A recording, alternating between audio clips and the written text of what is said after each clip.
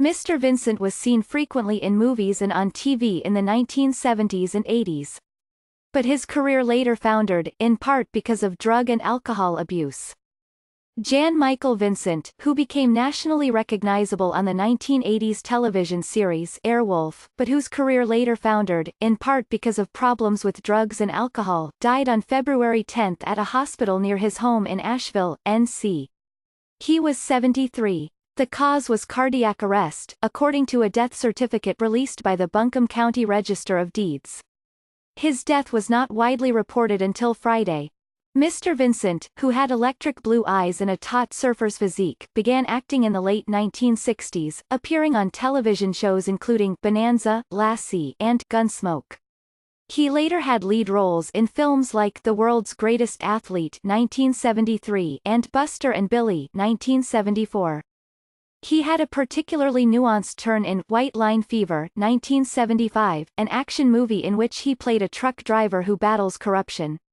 The rarity in an action picture of this kind is the quiet and sensitive acting of the two principals, Jan Michael Vincent as the rebellious driver and Kay Lenz as his wife, Richard Ader wrote in a review in the New York Times. They manage tenderness, quarreling and weariness as these things really are managed.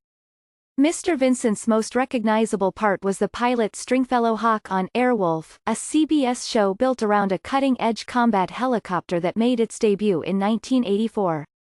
It was produced by Donald P. Belisario, known for hit shows like Magnum, P.I., and featured Ernest Borgnine as a veteran aviator and flight engineer who was Hawk's surrogate father.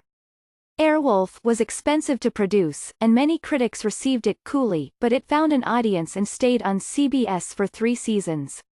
Later news reports said Mr. Vincent was one of the most highly paid actors working at the time, making around $200,000 an episode. Scandal dogged Mr. Vincent in the 1980s.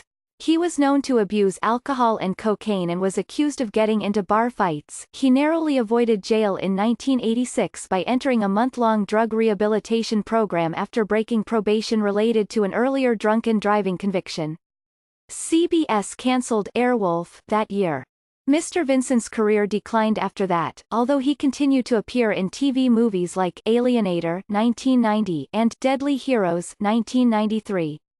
His substance abuse worsened, and he broke his neck in 1996 after rear-ending his girlfriend's car, permanently damaging his vocal cords in the process. In 2000 Mr. Vincent told Bill Ritter of the ABC News program 2020 that he had been sober for a time, but that remaining so was a struggle. "I'm hanging on by my white knuckles," Mr. Vincent said. Mr. Vincent was also involved in another crash in 2008, and in 2012 an infection led doctors to amputate part of his right leg. At his death he had not been credited for acting in a movie or TV show since the early 2000s. Mr. Vincent was born on July 15, 1945, in Denver to Lloyd and Doris Pace Vincent. He grew up in Hanford, Calif., attended Ventura College and became an avid surfer before his acting career began. Mr. Vincent appeared in movies with some of the biggest stars of the 1960s and 70s.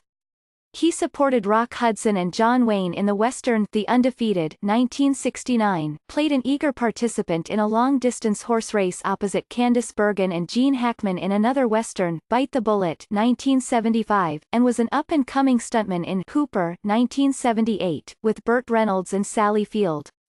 He drew on his surfing skills in Big Wednesday 1978, directed by John Milius, which also starred Gary Busey and William Catt and has since become a favorite of surfers.